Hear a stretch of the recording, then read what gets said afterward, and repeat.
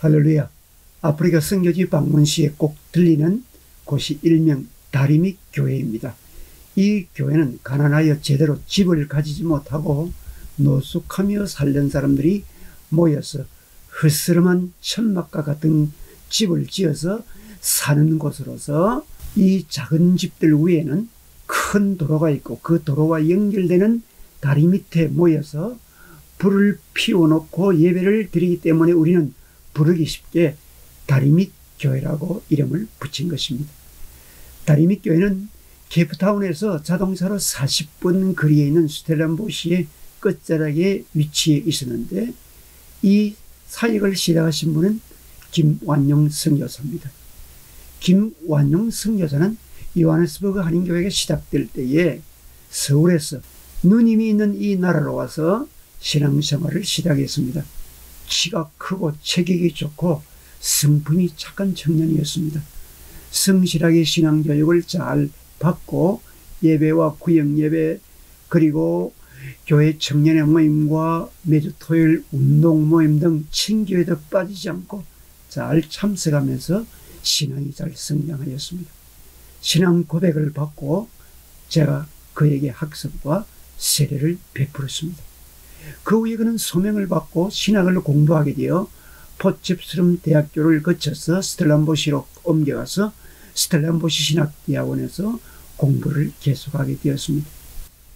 그리고 선교사 사역을 하고 있던 부인을 만나서 가정을 이루어 여러 명의 자녀를 두었는데, 이 부인은 거제도 칠천도 출신으로 신앙이 좋고 아주 내도를 잘하는 좋은 성품을 가진 분이었습니다. 그리고 음식도 잘 만들고 친절한 분이었습니다. 우리의 선교 방문팀들이 마지막 코스로 케이프타운을 방문할 때마다 저는 김 선교사에게 우리의 안내와 숙소 등을 부탁하여 함께 움직이며 교제를 나누었습니다. 김 선교사는 계속 신학을 공부하여 신학 박사 학위까지 받게 되었습니다. 그리고는 아프리칸스를 말하는 유색인종, 즉 혼혈족들이 사는 곳으로 가서 복음을 전하는 사역을 했습니다. 아프리칸스는 이 나라를 개척한 백인들이 사용하는 언어입니다. 김 선교사는 유색인종들이 사용하는 아프리칸스로 이들에게 복음을 전하는 사역을 하는데, 처음엔 길거리에서 노숙하고 있는 사람들을 만나서 복음을 전하는 데서 시작되었습니다. 그리고 알코올 중독자들이 입원해 있는 병원을 찾아가서 그들에게 복음을 전하는 사역도 했는데, 그들 중에는 예수 그리스도를 영접하고 변화되어 고침을 받아 새로운 삶을 사는 사람들도 생기게 되었습니다. 초창기 길거리 전도를 할 때에 저도 같이 참여하여 여러 사람들을 모아놓고 말씀을 전하기도 했고, 그리고 알코올 중독자들이 있는 병원에도 방문하여 기도를 해주기도 했습니다.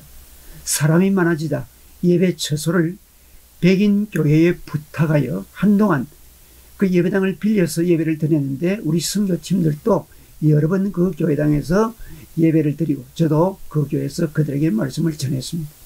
시간이 지나감에 따라 이런 분들이 다리밑 동네로 모여들기 시작하여 자연스럽게 공동체를 이루었습니다. 폐지와 고철과 재활용품 등을 수거하여 팔아 생필품을 구입하기도 하고, 또 일부는 낮에 시내로 나가서 구걸하여 생계를 유지하는 사람들도 있었습니다. 김 선교사는 이들이 살고 있는 다리 밑으로 가서 마당에 모이던 사람들에게 복음을 전하고 예배를 인도했습니다. 그 마을의 친구요 영적 지도자였습니다. 그는 마당에 모닥불을 피워놓고 함께 기도하며 신앙 간증도 하면서 은혜롭게 예배를 드렸습니다. 일부는 예배에 참여하지 않는 사람들도 있었지만 예배에 초청하여 복음을 전하며 그들을 따뜻하게 대해주면서 선교 사역을 계속하고 있었습니다.